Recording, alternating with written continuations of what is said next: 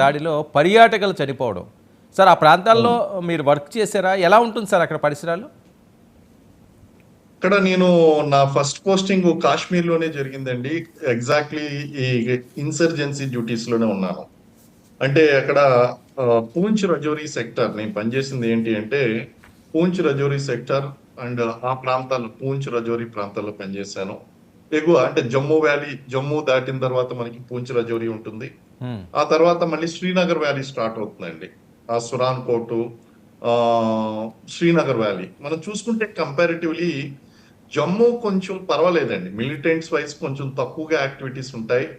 But Srinagar valley ఏదైతే ఉందో అది చాలా ఘోరమైనటువంటి పరిస్థితులు కనిపిస్తూ ఉంటాయండి. అక్కడ మిలిటెంట్ ఇన్ఫిల్ట్రేషన్ కానీ, లేదా మిలిటెంట్ ఆపరేషన్స్ కానీ ఇవన్నీ కూడా. కానీ ఎప్పుడైతే ఆర్టికల్ 370 రద్దు చేశామో అక్కడ పూర్తిగా కాశ్మీర్ మొత్తం శాంతియుత వాతావరణ పరిస్థితులు అనేటువంటివి నెలకొంటున్నాయి. సాధారణ జనజీవనంలోకి ఆల్మోస్ట్ వాళ్ళందరూ కూడా కలిసిపోతున్నారు.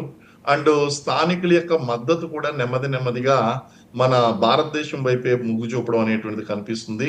సో ఈ సాధారణ పరిస్థితులు అనేటువంటి మనకి మొత్తం పరిస్థితి అంతా కూడా కంట్రోల్లో రావడానికి, మిలిటెంట్స్ అనేటువంటి వాళ్ళని పూర్తి స్థాయిలో కంట్రోల్ చేయడానికి కారణం ఏంటి అంటే, అక్కడ దానికి కాశ్మీర్‌కు ఉన్నటువంటి స్వయం ప్రతిపత్తి ఏదైతే ఉందో ఆర్టికల్ 370 ఏదైతే ఉందో దాన్ని రద్దు చేసి అక్కడ ఉన్నటువంటి అడ్మినిస్ట్రేషన్ మొత్తం కూడా మనం చేంజ్ చేయడం వలన మనకి ఈ విధమైనటువంటి సక్సెస్ అనేటువంటిది లభించిందండి అక్కడ. సార్ సో చెప్పండి చెప్పండి చెప్పండి సార్ ప్లీజ్. సో ఇది మనకి ఈ శాంతియుతమైనటువంటి వాతావరణం కంటిన్యూ కావడం అనేటువంటిది ఉగ్రవాదులకి ఏమాత్రం కూడా నచ్చలేదు.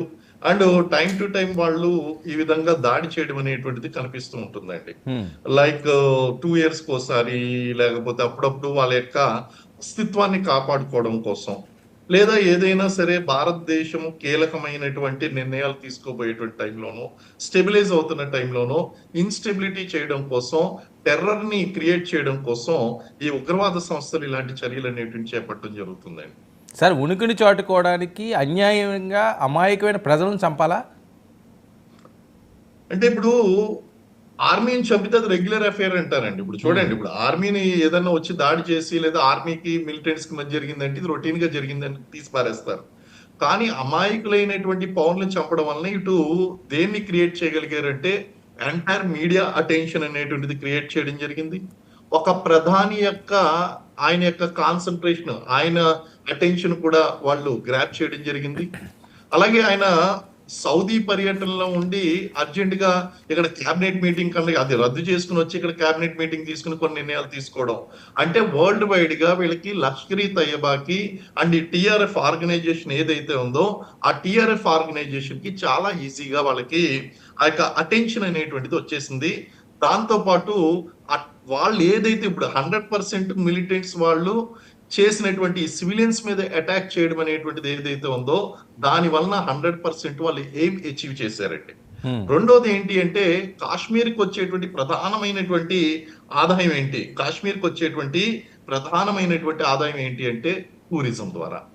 ఎప్పుడైతే టూరిస్టుల మీద దాడి చేయడం ప్రారంభించారో ఇటు స్వదేశీ టూరిస్టులు, విదేశీ టూరిస్టులు ఇద్దరు కలిపి కాశ్మీర్లో ఆ ప్రాంతాలకు రావడం మానేస్తారు. ద్వారా అక్కడ కాశ్మీర్లో టూరిజం ద్వారా వచ్చేటువంటి ఆదాయం తగ్గుతుంది. స్థానిక యువత మళ్ళీ నిరుద్యోగ బాటన పడతారు. నిరుద్యోగంతో ఉన్నటువంటి యువతను వీళ్ళు ఈజీగా ఉగ్రవాదం వైపు మరలించవచ్చండి. సో ఇవి అన్ని కూడా ఒకదానితో ఒకదానితో లింక్ ఉన్నటువంటివి. వాళ్ళు ఈజీ టార్గెట్, సాఫ్ట్ టార్గెట్. ఎందుకంటే ఆర్మీ క్యాంప్స్ మీద దాడి చేస్తే రిటాలియేషన్ ఉంటుందండి. అదే కనుక ఈ సివిల్ పౌరుల మీద కనుక మనకి వాళ్ళు దాడి చేశారు అంటే రిటాలియేషన్ ఉండదు. అలాగే వరల్డ్ అటెన్షన్ అంతా కూడా గ్రాప్ చేయొచ్చు. సార్ మీ అనుభవం నేపథ్యంలో అంటే ఏమైనా వైఫల్యం అయ్యింది అనుకోవచ్చా మన